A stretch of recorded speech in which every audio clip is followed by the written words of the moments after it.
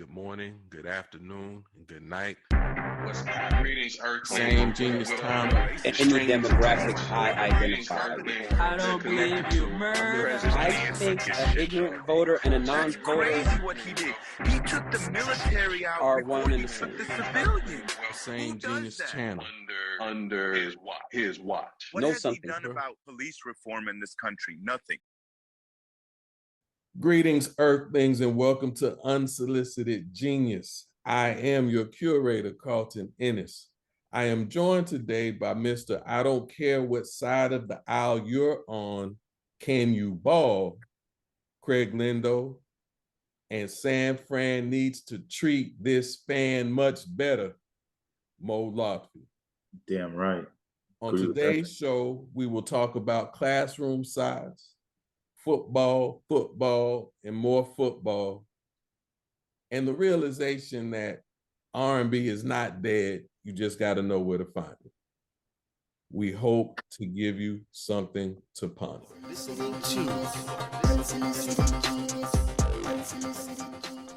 Gentlemen, what is up? How y'all doing today? Well, how are you, brother? Good, man. I'm good. Yeah, you good because your damn Giants won. That's why you're Giants win. Play that music, Joe Name. How you feeling? 49ers lost. Awful, dog. I can't, I was so pissed last night watching that game.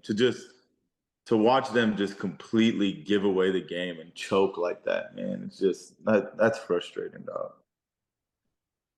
That's frustrating. You have an opportunity to go up and be 2-1 with the Patriots coming to your house, which you would assume, give you a good shot at being 3-1, and now you're 1-2. And I'm a big believer in the Bill Parcells philosophy, man. I don't care how much talent we have or how good we're supposed to be. You are what your record says you are, and we're 1-2. We're the Giants. We're any other 1-2 team that's out there. That is what we are currently. We're the Cleveland Browns. That's what the San Francisco 49ers are. Except Giants feel good about their 1-2. We feel good about our 1-2. What's up with you, Craig? What's popping? What's on your mind? Man, for me, I just finished the first day of tryouts with my young bulls for basketball. So I am in my space right now. Like, I finally see parts moving around on the court, and I could envision who could play the wing, who could play my 5 spot, aka man of the house, who could press the ball full court, what they need to work on, or how I could use them. And I love it. This is the time of year where I sleep with a marker next to my bed because I wake up with ideas and I draw it on my glass, on my mirror. So I'm feeling great.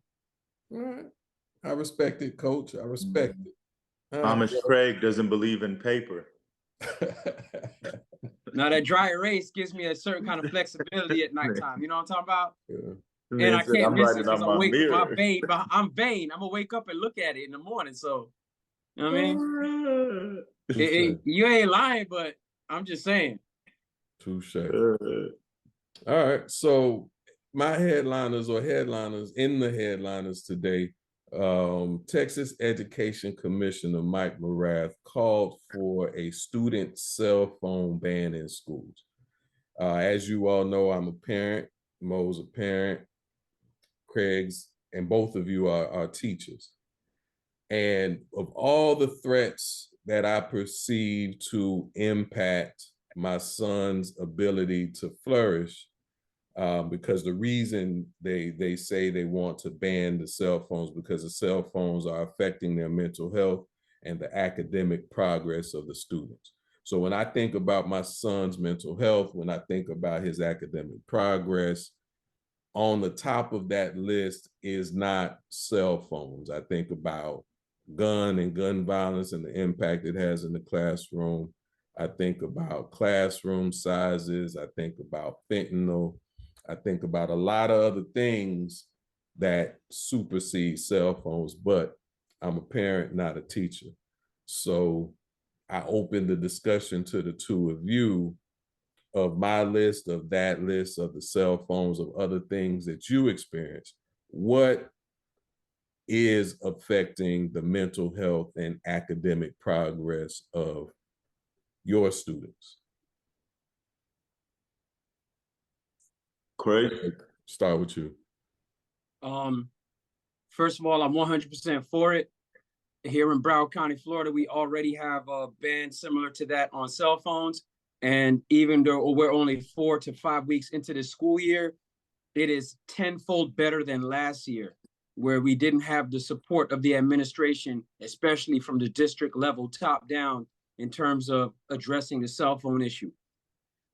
As somebody that's been teaching since the year 2000, the cell phone generation is the more the growth of the prevalence of cell phones correlates with the deterioration, because they constantly reach for it like addicts.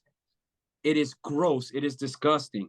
So upon entry, my students have to put their cell phones in their backpacks and put their backpacks along a wall, and then they sit down at the desk with their pencil and their math binder, nothing else. Smartwatches go in the bag too.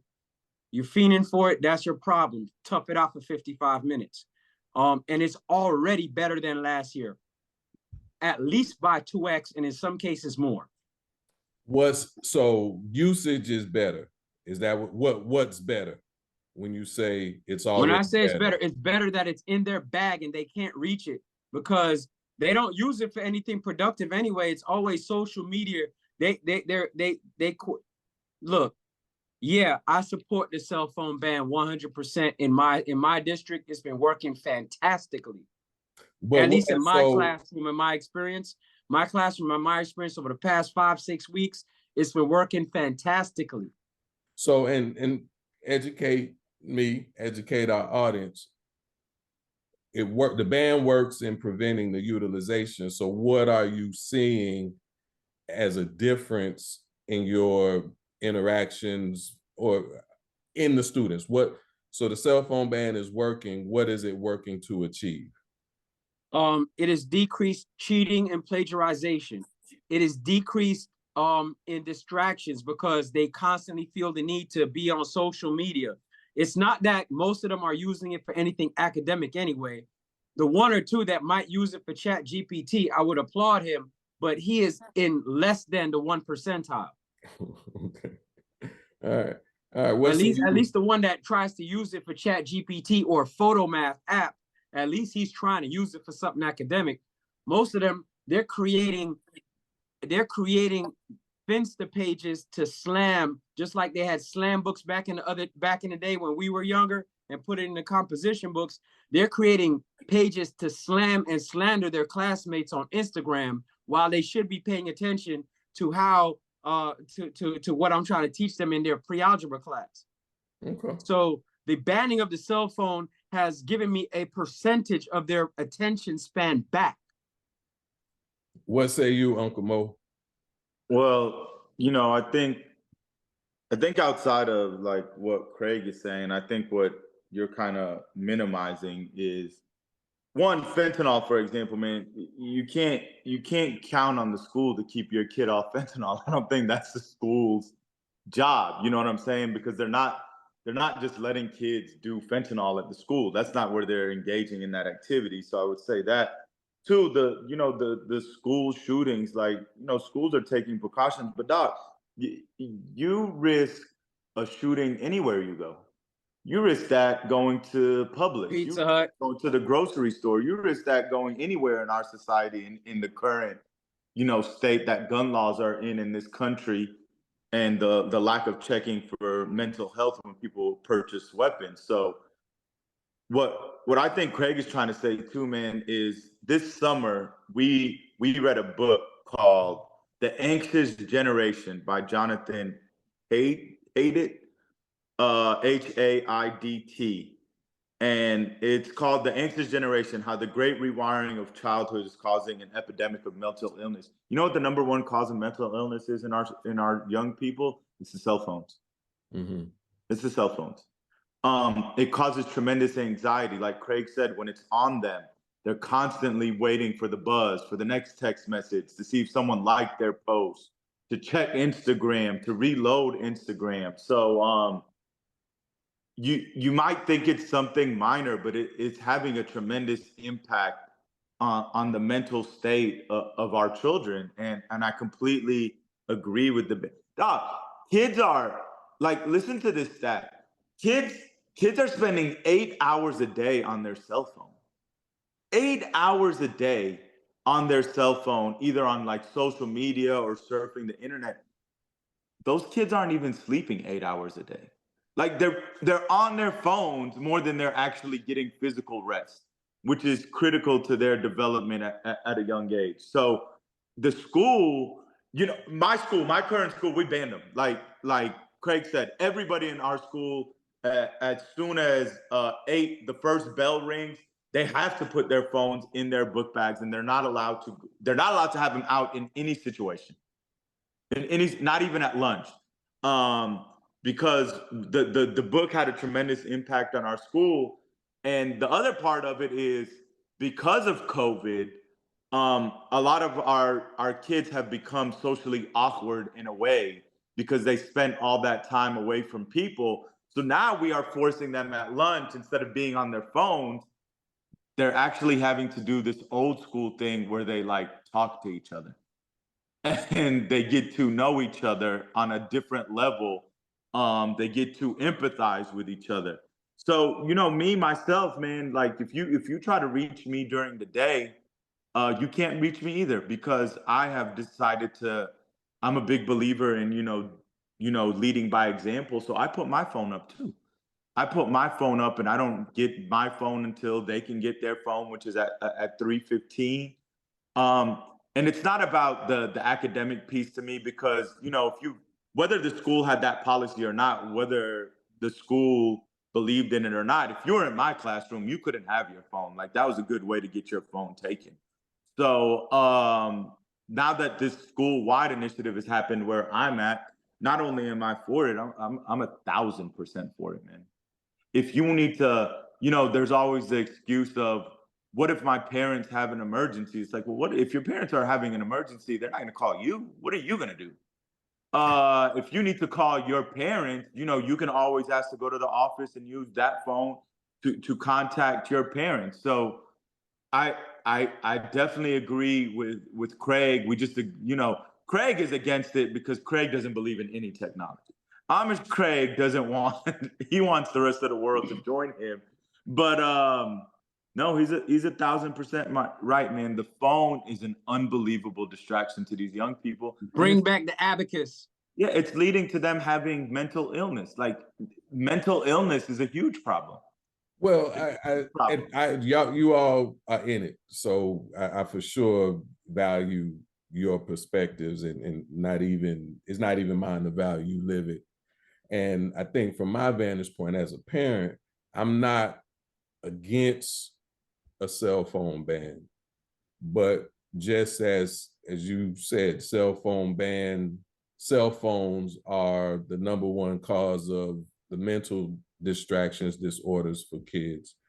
The number one cause of death for kids is guns. So when I'm looking at my government and my government state officials to be coming out with any sort of ruling that protects our kids, I'm looking at, I want to see that.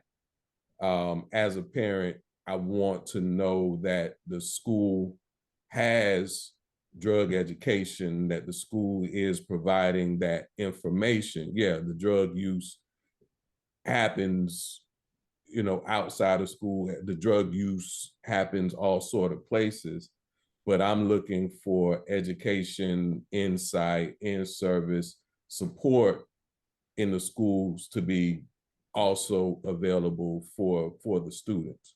But I would argue, Carlton, that what you're looking for here is not from the school. What you're looking for is something from the government. That's not the school. Like, the school. I'm not.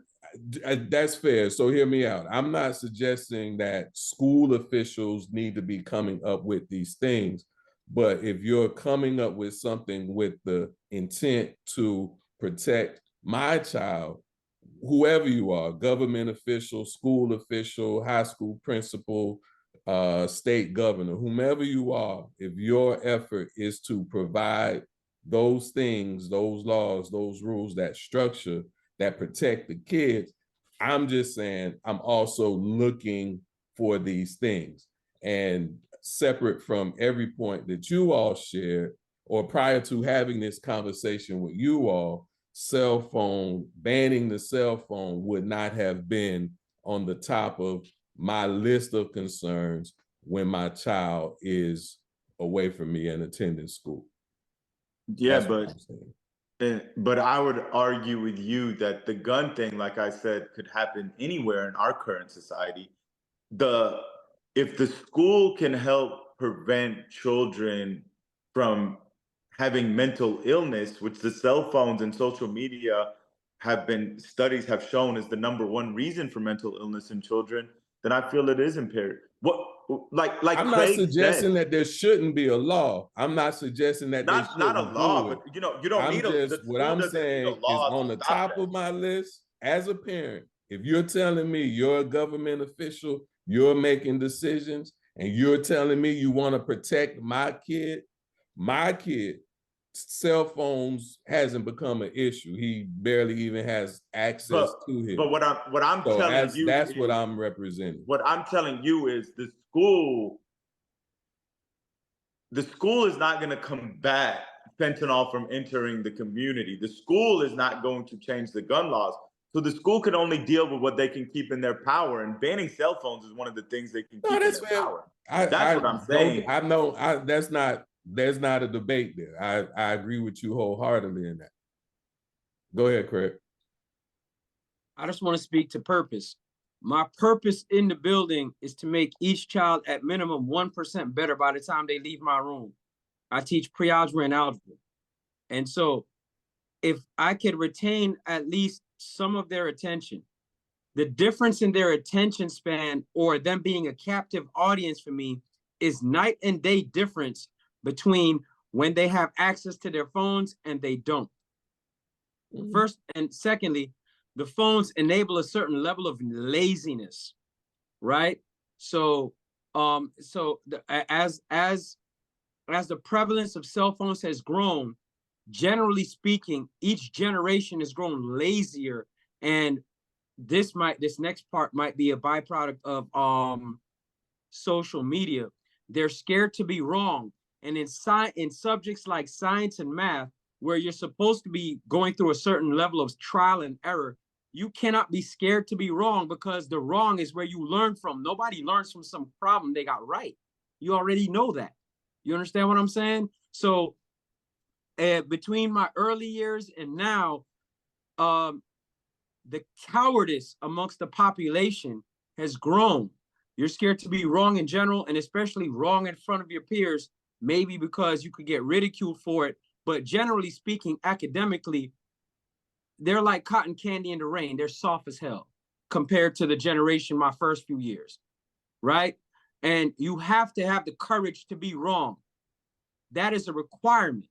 You have to have the courage to try and be wrong. And as the prevalence of cell phones have grown, they've lost the courage to even try, just out of the risk of being wrong. I don't want to be the old get off my lawn, it's all based on cell phones, but it overlaps with the growth of cell phones in my classroom. So I'm dealing with kids. Everybody has a $1,200 phone in their pocket or up. No, and they don't use it. They can access all of the world's information, including photo math and AI and chat GPT and whatever, to get some answers right. But they really only use it for TikTok and IG. No, I dig it. I mean, it's where I said, you all have educated me to a much more significant issue than I would be privy to, because I only have one kid in at this point in one school of 3,000 plus. So I can't speak to the rest of the room, the rest of the building's experience with the Brother CI, the cowardice is gross. It's disgusting. I hear you. I hear you. So I mean, it's not just about that, because Craig does really come off like the old man on the lawn here. But it's also about when we were coming up, man, like, you know, me, you, and Craig and our producer Joe Nitty, if we're cracking jokes on each other, that's between the four of us. You know, there's online bullying is rampant. People posting pictures, unflattering pictures of other young people on their social media is rampant. Like Craig said, they've created websites to just essentially just embarrass people in the school on these social media platforms, and it leads to depression, man. It leads to anxiety. It leads to kids unfortunately wanting to harm themselves because of this social media atmosphere. And Craig is right. Like we never dealt with that, but social media wasn't prevalent like that when we were coming. Like it wasn't. Mm-hmm. Oh. Like if me and you were in front of each other and you're making fun of me to the point where I get upset, you know, the worst that's gonna happen is we might get into a little fist fight. Like, but with social media, everything they put out there on the internet just lives forever, Carlton, and follows them. All right. No, I dig it. You know, I hear both of you loud and clear. The attention that you get back, Craig, the harm that's created through the devices when there's so much good academically they could use it for, they're using it for other reasons. I hear that loud and clear. And then the prevalence of that use and distraction, I get it. So I can get behind a cell phone ban. I just think social media is the devil, man. Like the negatives of social media far outweigh, in my mind, the positives. Well, we got a lot of devilish sources for the enemy to get to us. So it behooves us to find the paths to diminish, decrease, eliminate that access. And we know cell phones do it.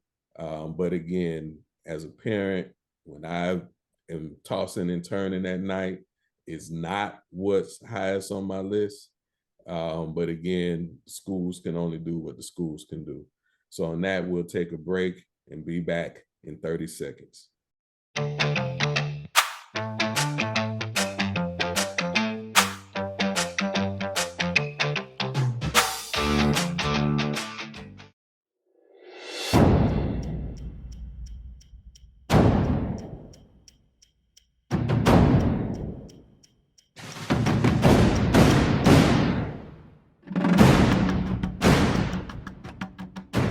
Welcome back, Unsolicited Genius. What in the sports? Gentlemen, college football was exciting this weekend. What say you? Yeah, man, there were some really good games. The Michigan USC game was spectacular. All these people that are like, these conference realignment's gonna ruin college football. Well, I implore you to watch Michigan USC because that's not a game you would have seen in the regular season previously.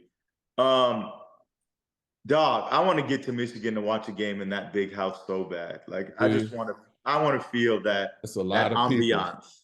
People. Yeah, I want to feel that ambiance. So that's on the bucket list, man. Michigan USC was outstanding. The Colorado game was bonkers. Shades of for our old time listeners out there of Cordell Stewart launching the Hail Mary for Colorado, man. Happy for Deion, man, because they definitely shouldn't have won that game. They had no business winning that game. But you know, the Hail Mary was spectacular. The catch the kid makes on that play on the Hail Mary is so good. Like, so good to make sure the ball doesn't touch the ground in that instance is amazing. I don't know what the hell Baylor was doing. Like, to me, they were too distracted by Travis Hunter, man. And they thought the ball was going there. I thought that was like a genius little play by Colorado to put him in the best position for it. But man, that's the other thing. Colorado's not going to be good enough, I think, for Travis Hunter to win the Heisman. But to me, he's clearly the best player in college football, hands down. You know, right now, I think Cam Ward for Miami would probably be the front runner, but you're not gonna convince me that Cam Ward is a better football player than Travis Hunter. This dude's ability to go both ways and play the majority of the game going both ways not only speaks to him as an athlete, but just speaks to a tremendous conditioning that he's put himself in to be able to do this, man. So lots of kudos to Travis Hunter. Shedeur Sanders has been spectacular. You know, like I said, Cam Ward has been out of this world for the Hurricanes. But yeah, man, like college football is exciting outside of the Gators, who well, at least proved we're not the worst team in the SEC. Yeah, that was the game to determine who the worst team in the SEC was. It's not Florida. It's Mississippi State. Mississippi State absolutely sucked to get to lose to the Gators. But yeah, man, I thought it was a good weekend for college football. I'm at a loss for words for my 49ers, man. We're not there yet. We're not NFL yet. Craig, any thoughts, your reactions to college football weekend? My reaction is, at least the University of Florida record says we are at minimum one game better than Florida State University. Haha. So I'm still enjoying the tears of Florida State fans in a chilled beer glass. Tastes fantastic. Shout out UM for the first time after being a football school in a basketball conference for the past 21 years. They have a cakewalk to the conference title. Hopefully they don't blow it.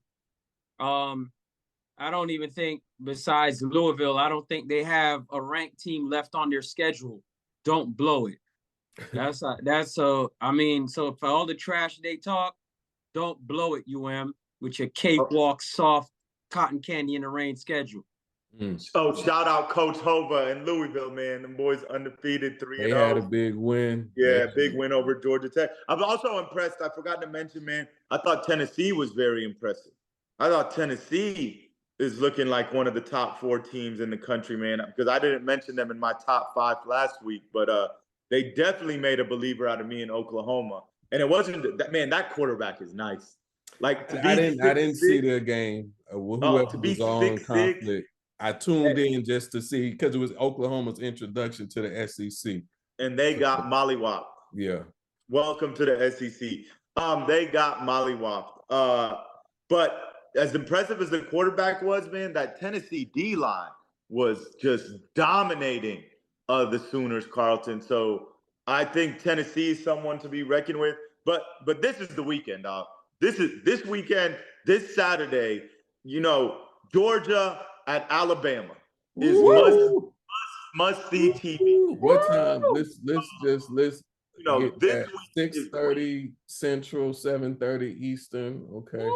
Like, I don't know what you're doing on Saturday night at that time, but I would recommend you're at home with a nice little bucket of popcorn, as T.O. would want you to be, watching the Crimson Tide. Doc, that's the thing I love about college football, especially where we grew up, fellas. It's like these fall nights with the SEC is just like, it's an occasion, dog. It's not just a game. It's an occasion. Only thing missing is that cold weather, but okay. It's an occasion, man. So before I even get into next week, because UM is off, that Friday game, Illinois, Nebraska, that was also excellent football. Rare has there been a Friday night where I've been start to finish on a college football game. It was a good game. It was a good game. Our frat brother's son, Pat Bryant, he's definitely raising his stock as a wide receiver, definitely raising his stock for that next level. Nebraska got some athletes. Like they lost the game in overtime and could have gone either way, but U is back, you know, schedule pending. Nebraska looks like, if this not the season that they back, that they coming They're coming. I like their quarterback. He got some moxie. They got a great talent at receiver. So they're going to have some interesting games. So when I do look ahead to next week, in addition to that Alabama, Georgia, Louisville, Notre Dame. So we cheering for our boy Coach Hoover, and if Notre Dame get another L, it's that for them. That 12-team playoff look like they end up on the outside looking in. So I think it's a must win for Notre Dame because their first loss is to Northern Illinois. So Michigan plays Minnesota. Minnesota's gonna bring it. What you're saying, Mo, is they choked against Northern Illinois. Oh yeah. Yeah. Yeah, you can't lose at home to Northern Illinois, dog. And then Illinois played Penn State. A lot of people don't talk about Illinois, but that's going to be a big game. Nobody's talking about Penn State either, man. It's going to be a big game. One of them got to lose. Both undefeated. Illinois ranked 19th. Penn State. I'm not bought in on Penn State's. I'm not bought in on Penn State's ability to be consistent yet. I mean, Penn State's problem, Craig, and I agree with you, is like we can't take them seriously until they beat either Ohio State or Michigan, and they haven't shown the ability to do that. So right. That's the problem for Penn State. Hey man, shout out to Arch Manning too. Boy, look nice. Now, Arch Manning look nice out there for Texas. I thought he'd get 4 touchdowns. He had 2 touchdowns, 2 interceptions, so not a flawless game, but the boy bad. The part that's shocking about him is his mobility. Like he's busting out 50-yard runs. Arch Manning out there looking like White Vic. Yeah, he's his father's son for sure, because his uncles was not doing that. Yeah, it's like Peyton Manning might not have ran 50 yards in his whole career. Nah, for sure. Texas is loaded, man, loaded. Yep. I mean, they're on a crash course with Georgia for sure. We've seen Georgia look weaker, or we've seen the kink in their armor. I think they're bored. Possibly, but I mean, you bored in the SEC, you get beat. Granted, 12-team playoff, you're not gonna get 2 losses. I would never imagine that happening, but we'll see. If Georgia comes out and plays the way they did against Kentucky, against Alabama, they're gonna get ran out. Right. Dude, this 12-team playoff might be like an SEC tournament with a couple of other teams just splashed in, man. Yeah, it's not one way. Gators won't be in it, so whatever. Gators wouldn't be in the tournament if it was a 100-team tournament. They're better than Mississippi State. They're better than Mississippi State. All right, so there you go, Mo. You want to talk pros? Here we go. Talk about your 49ers. Sing us. I agree with what you said at the intro. No, I'm gonna say this, man. Everyone's always like, you know, they're the ones out on the field. They care about it more than us as fans. No, they don't. I've loved this team since I was 5 years old. Don't tell me they care about it more than me. When I tell you, I always make fun of those people that smash their TVs when their team loses because it's ridiculous. But, dog, I wanted to smash the shit out my TV yesterday watching that game, dog. To watch the special teams errors that cost us the game. That kicker, Jake Moody for the 49ers, I hope he's listening. Because if I ever see you, just know it's on. On site, Jake Moody. Carlton, Craig, you can't draft a kicker in the 3rd round and he's not clutch. Like, that's one of the, I hate that pick with a passion. Like taking a kicker, we took a kicker in the 3rd round who doesn't make clutch kicks, and I watched the kicker that was taken in the 6th round win the game for the Rams. I watched a kicker for the Cowboys who was in MLS, who's the best kicker in the league, might be the best player on the Cowboys, that just routinely hits 60-plus yards. This kid cost us the Cleveland Browns game last year. He cost us the Rams game at the end of the year. There was another game that he cost us that I can't recall. And this time he cost us this game. And then Ronnie Bell, He couldn't catch COVID in a room full of people who had COVID and everyone just breathing on top of each other, man. He drops the ball consistently. And dude, Kyle Shanahan's probably forgot more football than I'll ever know, but his insistence on playing the people he's comfortable with is ruining his team. And I told these boys this at the beginning of the show, and I'll stand by this. Kyle Shanahan is starting to feel like Andy Reid at Philadelphia. Like, we're always going to be good. We're always going to be competing, but we're just never going to be able to get over the top with him. That's what it's starting to feel like. I was so frustrated with yesterday's loss, man. Like, just beyond frustrated, dog. Like, I couldn't even explain to you the anger that was running through my body. I felt it. You see, I didn't say nothing to you. And then I just see a breaking news come across my thing. Javon Hargrave, our star D tackle, tore his tricep, and now he's out for the season. Ouch. See that. I'm sorry. Like, it's just unbelievable, man. And it's like, and that's the other thing I want to say. The San Francisco 49ers defense hasn't looked like the San Francisco 49ers defense for a long time now. The Detroit Lions had their way with this defense in the playoffs. The Green Bay Packers had their way with this defense in the playoffs. The Minnesota Vikings with Sam Darnold had their way with this defense in week 2. And I just watched the Rams without Cooper Kupp and Puka Nacua just go up and down the field. Like, we were non-existent. It's frustrating, dog. It's frustrating. For other games, the Dallas Cowboys look like absolute trash. They can't stop the run. What happened to their defense? Derrick Henry, man, just was running through these boys like they were non-existent.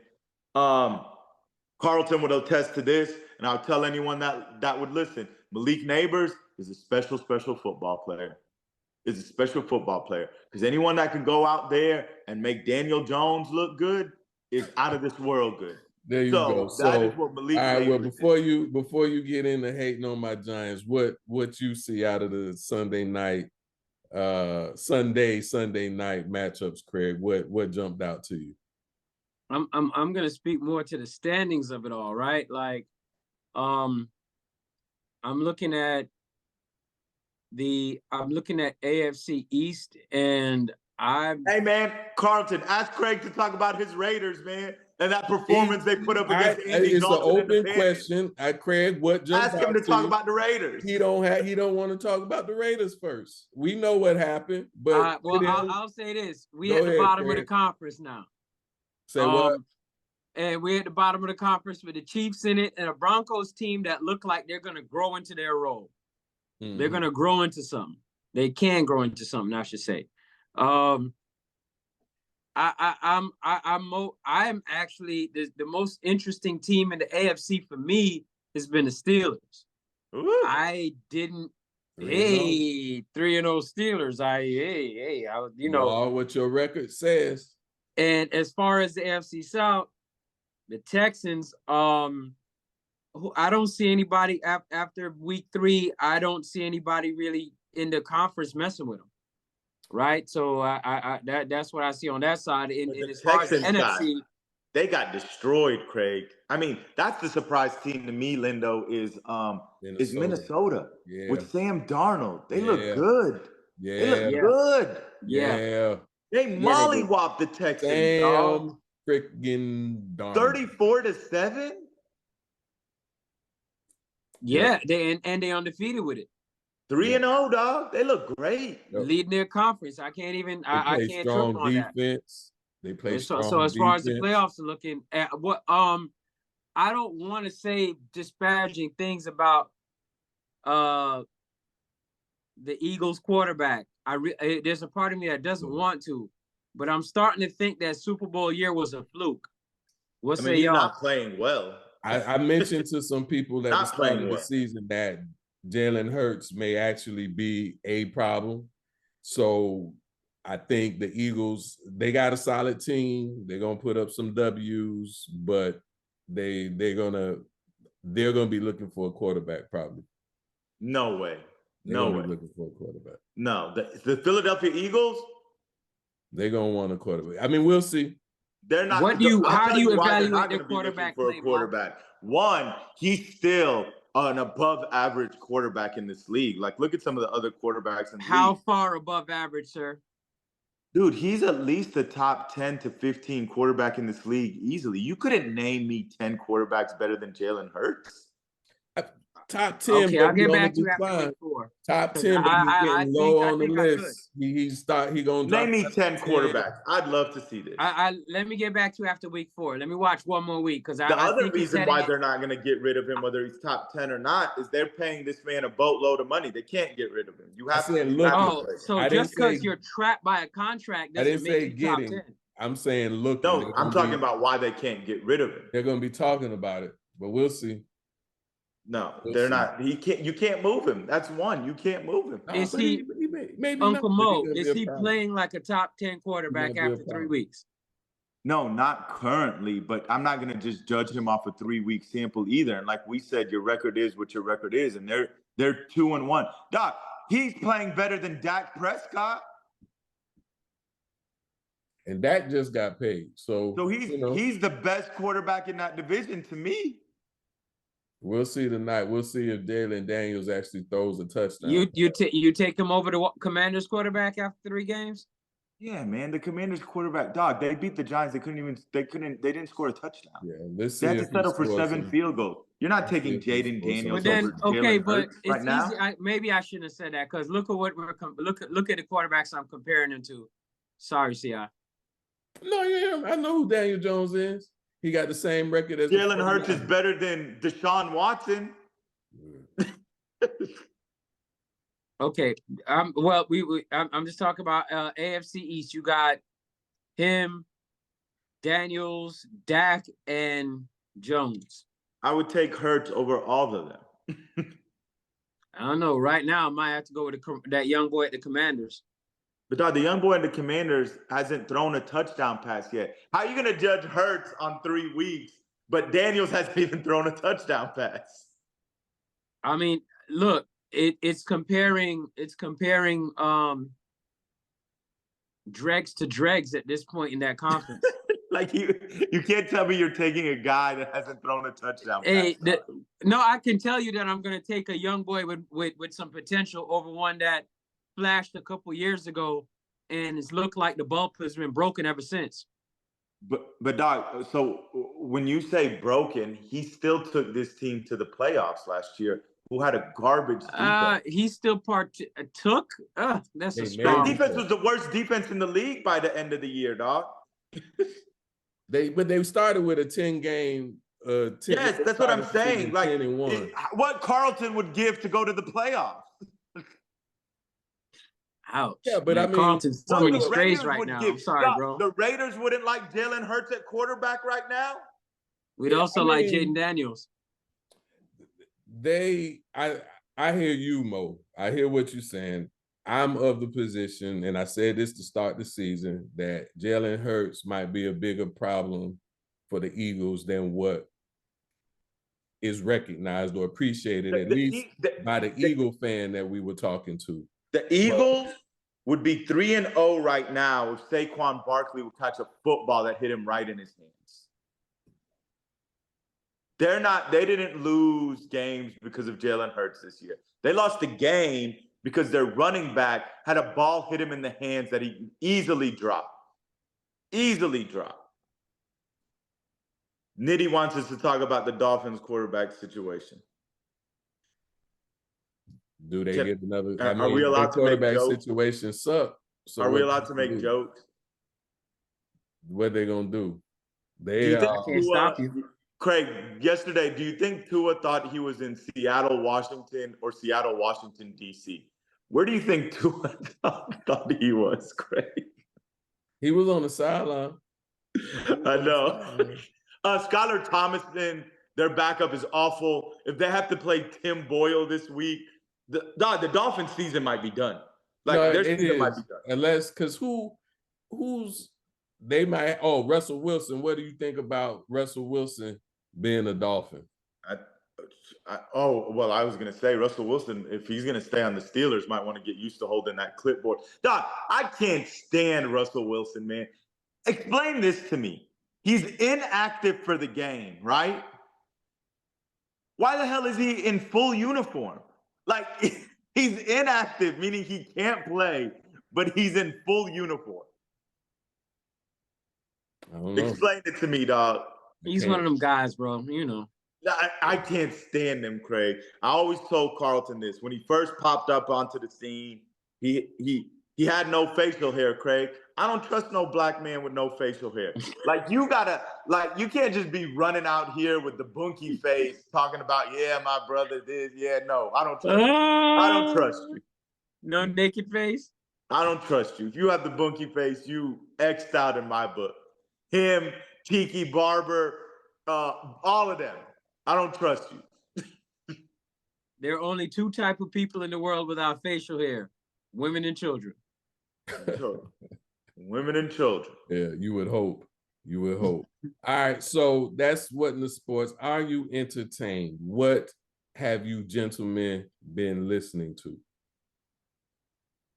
I'll go first because I ain't been listening to nothing new. Nothing that same old new. playlist that ends in 1979.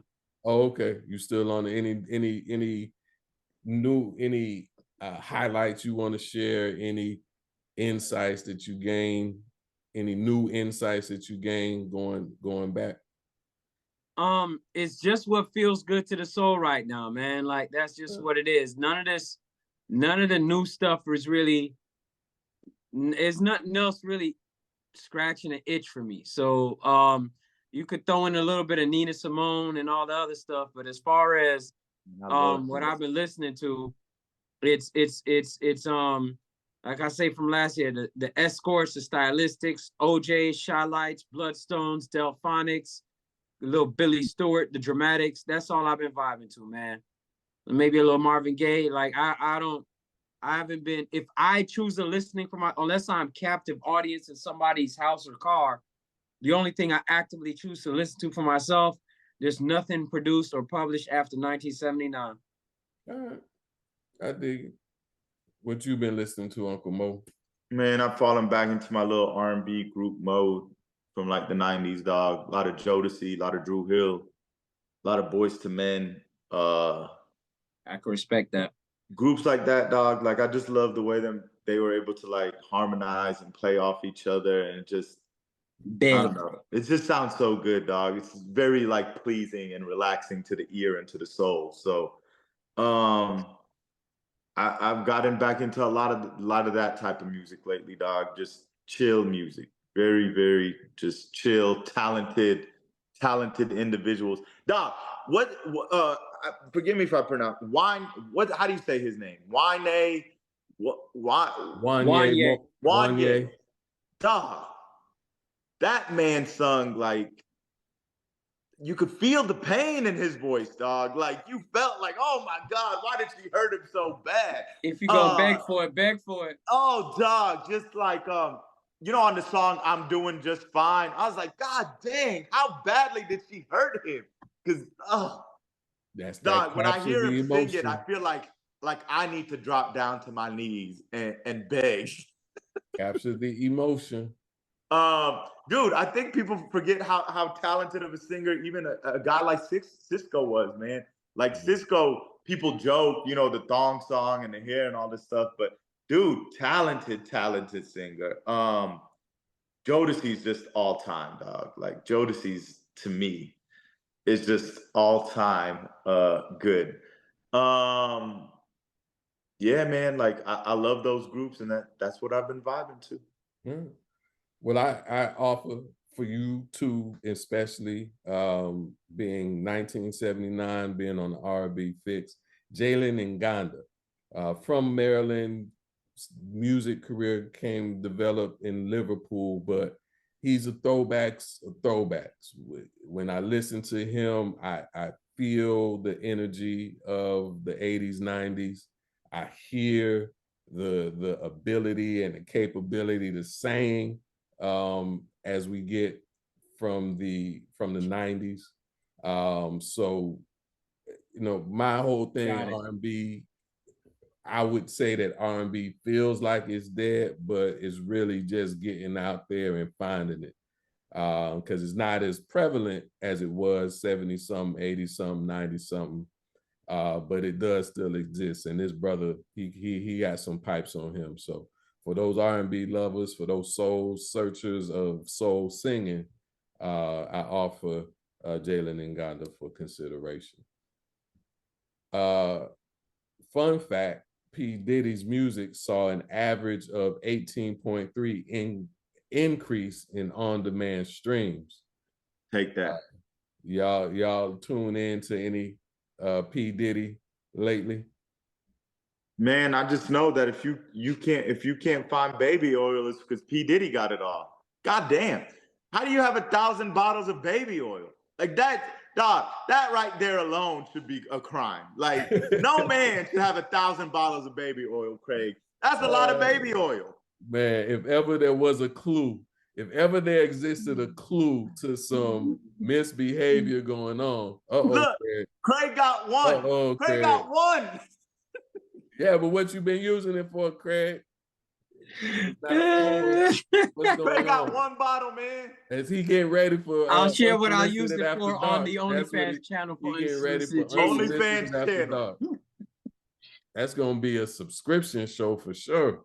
Dog, bruh. 1,000 bottles of baby oil to me signifies some kind of guilt. Guilt. You know what?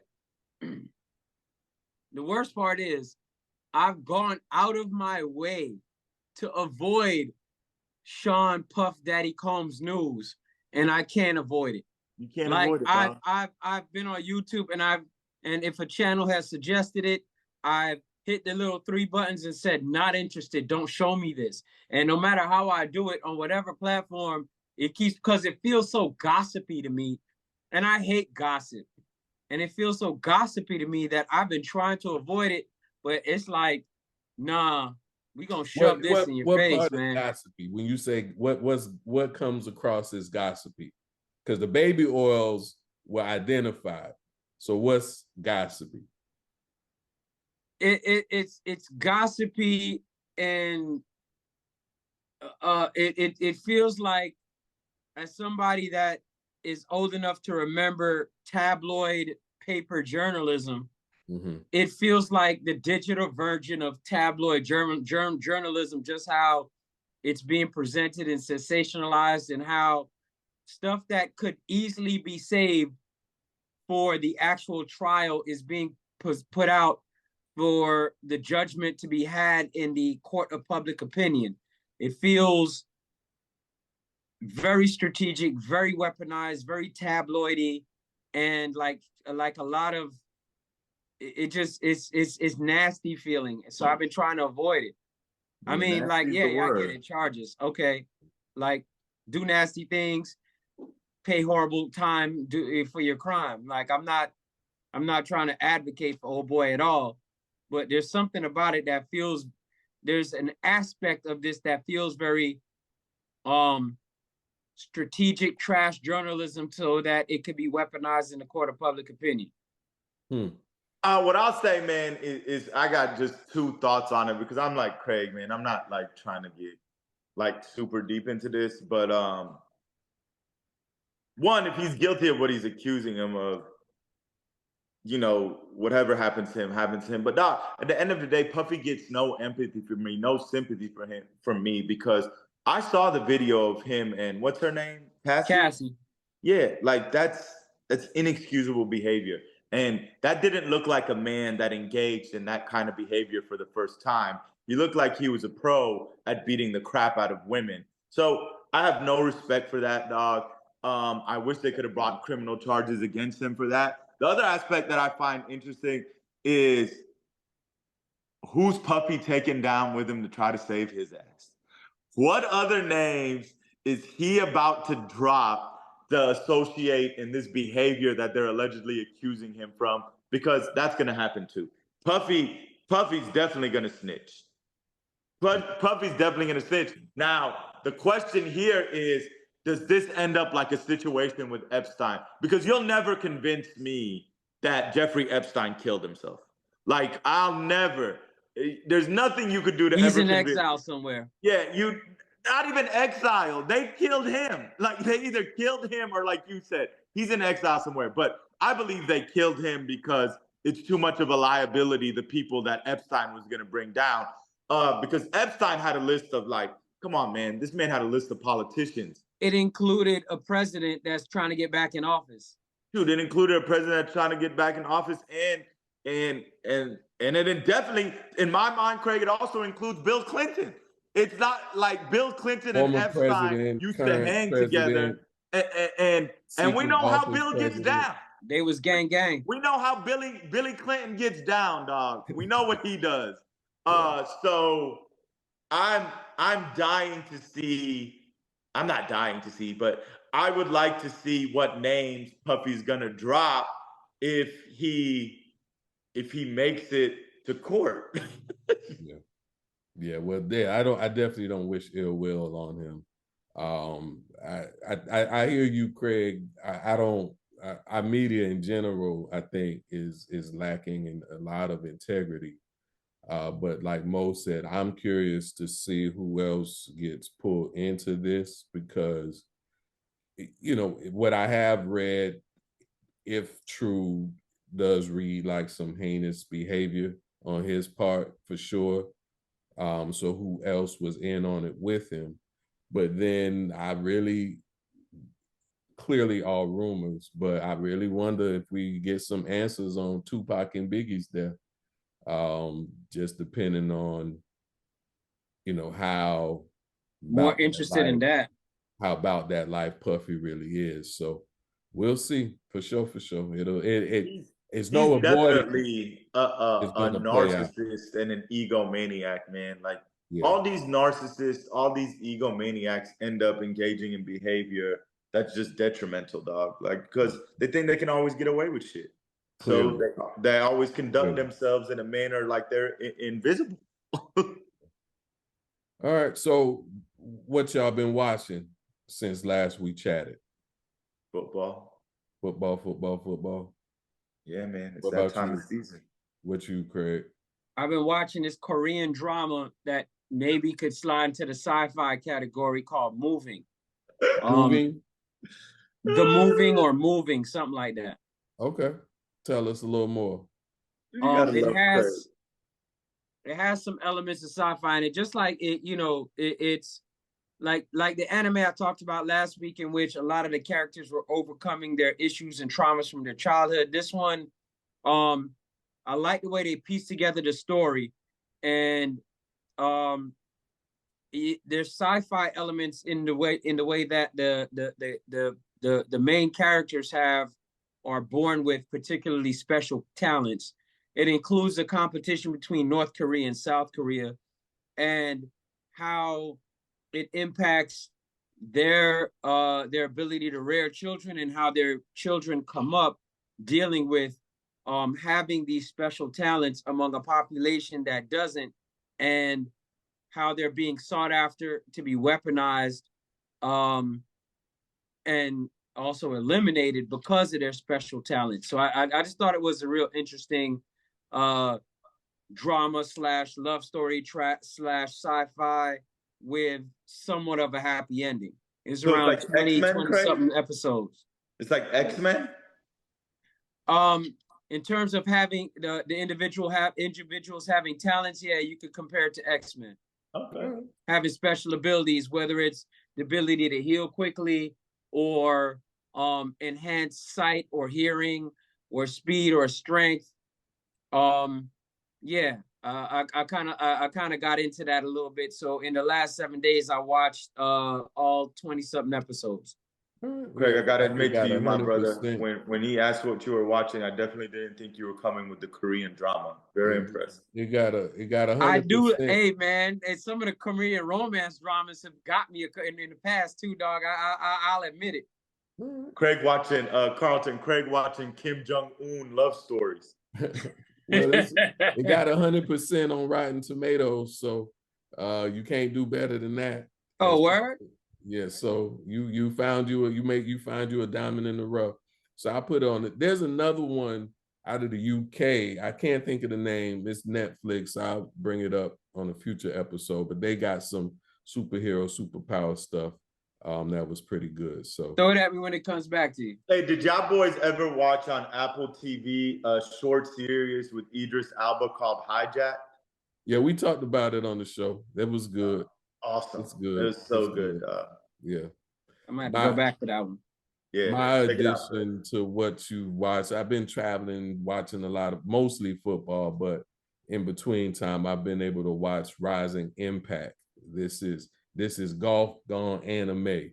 So if you are early golfer, novice, golf is new to you, and or you just don't mind being entertained, however which way anime can do it.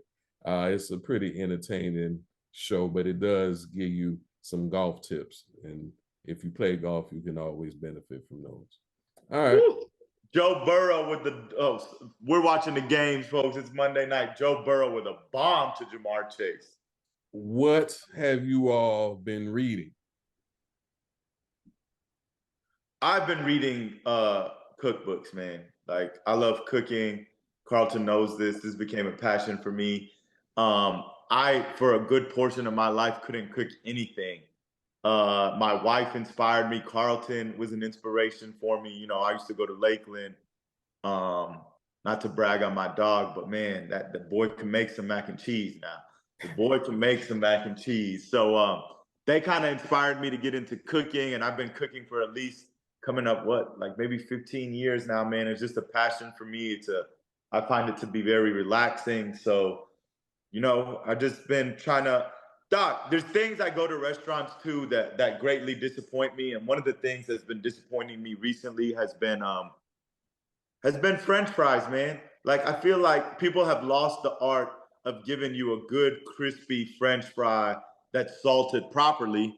So I've done my research, man, and I've been working to perfect making French fries. And, I'm not bragging here, boys, but kind of nailed this. I respect it.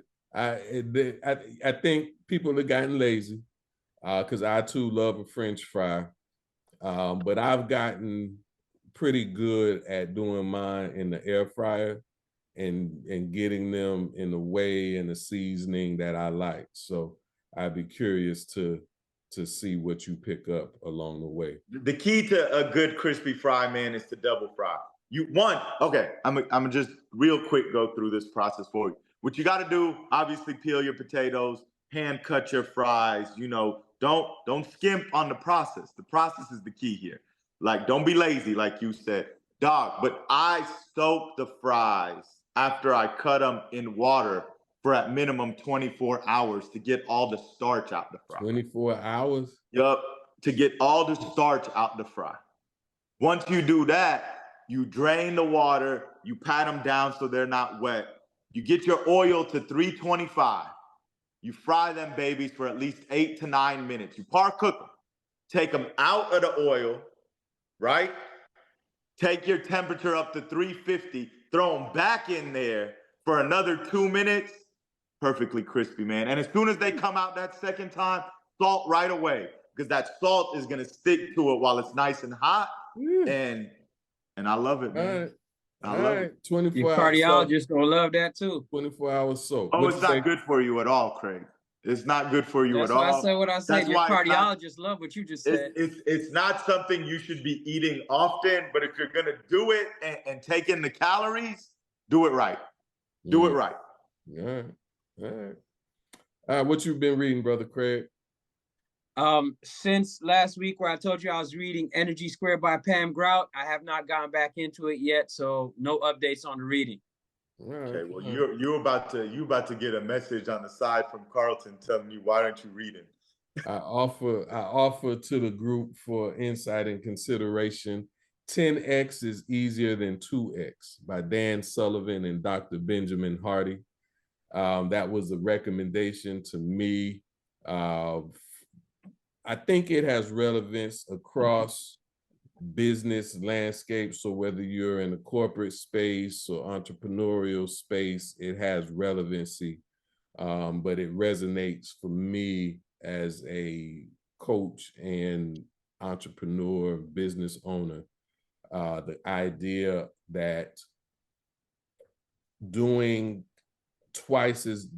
getting twice as good, doing 2 times better is great, but the effort and resources and time commitment that you give to being twice as good is over and above what resources you would be dedicating to being 10 times as good, 10 times better, and you have more fun in the process. So I'd love to hear the logic. All right. yeah, that I'm early in, but what they equate to 2x is doing is achieving goals and objectives. If I made let's just say you made $100,000 this year, and you say, okay, this had a good year, learned some things.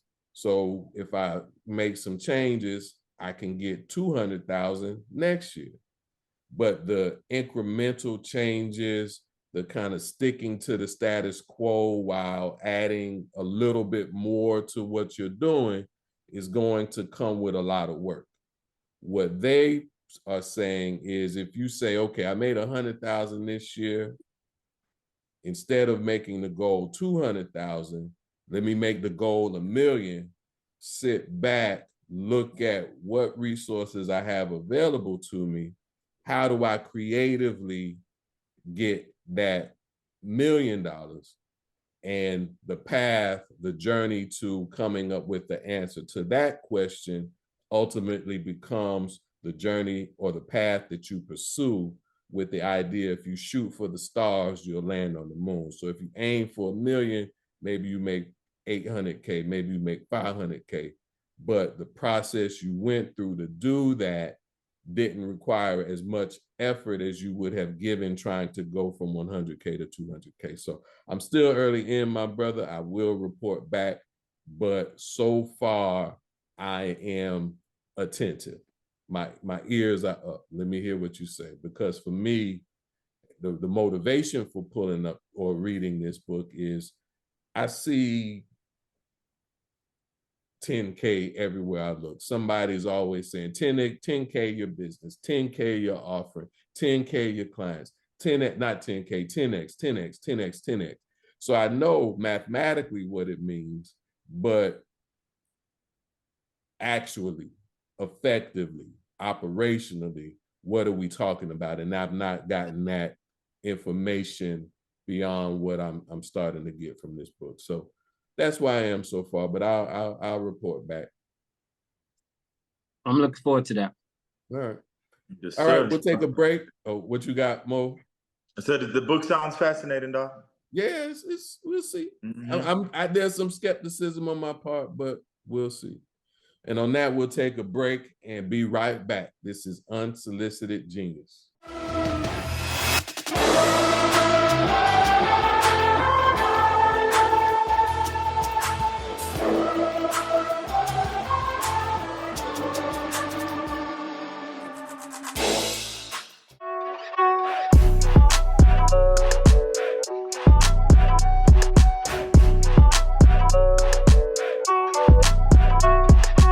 It's been a hot summer in more ways than just the temperature, so we got a lot to talk about.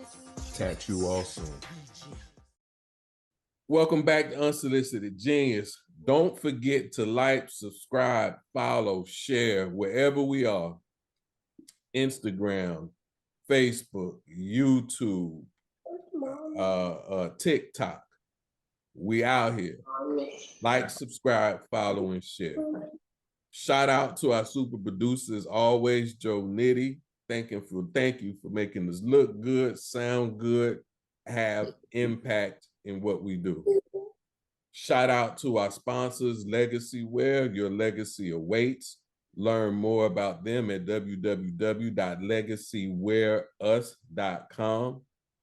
Megacore CBD, broad spectrum hemp derived CBD, the way nature intended. Learn more, find out more about what they do at megacorecbd.com. Shout outs and thank you to Aura Rainwater, Hydrate, and Elevate. Learn more about them at www.aurarainwater.com.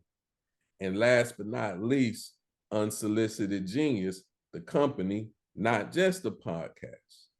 Unsolicited Genius, a consciousness company. Learn more about them, us, we, what we're doing, our efforts to have impact on the planet at www.unsolicitedgenius.com. Brother Craig, who you want to shout out before we get out of here? No one in particular, man. Everybody that wakes up and gets to it, keep getting at it, man. My shout outs for you. All right. How about you, Uncle Mo? Shout out to our producer as always, man. You know, shout out to y'all boys.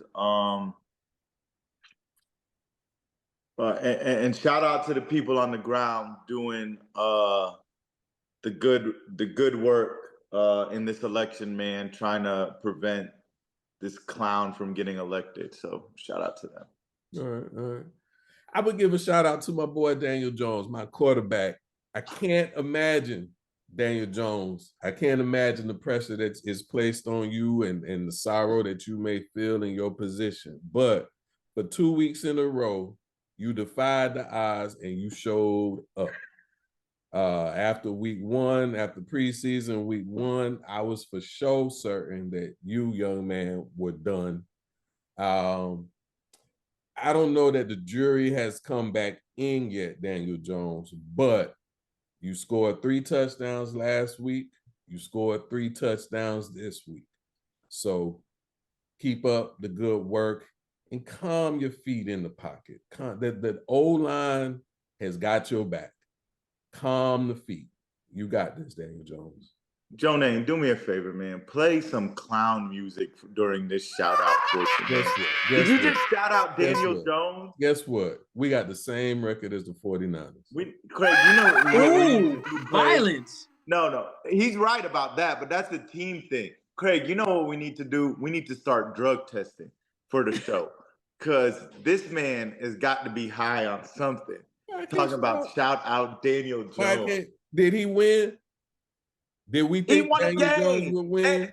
And how are you going to shout out Jones before you shout out neighbors? Daniel Jones, week one, did not look like he could throw the ball forward anymore. He looked like his NFL career was done. Week one, I did not.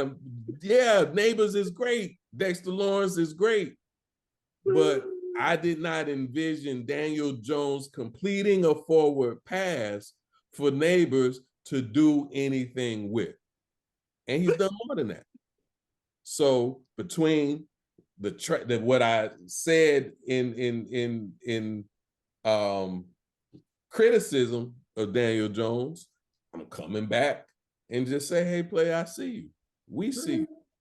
We see you. Keep up the good work. I got you. Keep up the good work. So today's thought of genius. Message simply and plain, with awareness, you have choice. As you spend effort in creating awareness and being aware that your thoughts are active, if not out of control. Being aware of what you're feeling, in particular, the places and people and circumstances in which you feel angst. When you're aware about how you perceive, how you view others, people, places, and things, and how you are being received, predicated on the feedback, the comments, the reactions that others give you. And last but not least, aware of how your ego speaks and dictates things in your life. Awareness in these places become the pathway to your life's solutions, your life resolution, the ability to ascertain and attain anything that you want out of life. With awareness of your thoughts, you have the ability to redirect them, especially when they are not serving your intentions or serving your purposes, and or simply just are incorrect. You are never as bad as your thoughts might suggest that you are. Awareness of your feelings puts you in a position to control and manage them. Too many of our people are gone off of their emotions.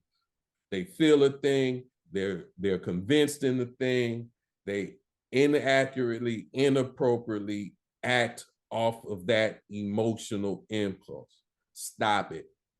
There is space in between what you feel and what you say and or what you do.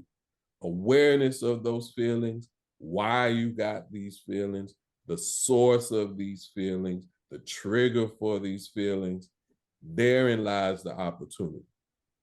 Feel them, process before you do. Awareness of your perceptions gives you total opportunity to start with empathy.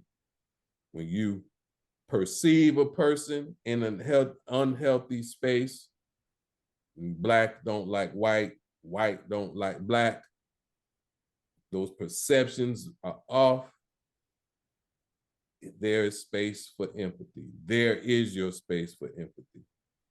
Awareness of how you're received simply allows you to realize that if you showing up the best version of you and somebody isn't receiving that from you, that is not yours to solve, that is theirs to solve. You don't have to own somebody else's problems of you. And awareness of your ego simply will give you the opportunity to change the entire trajectory of your life. With awareness, you have choice. With awareness, you have power. Join us next time, same genius time, same genius channel. And for whenever you are, good morning, good afternoon, and good night.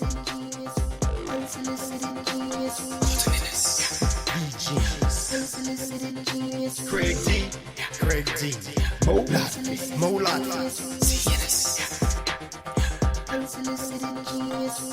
You are listening to Unsolicited Genius.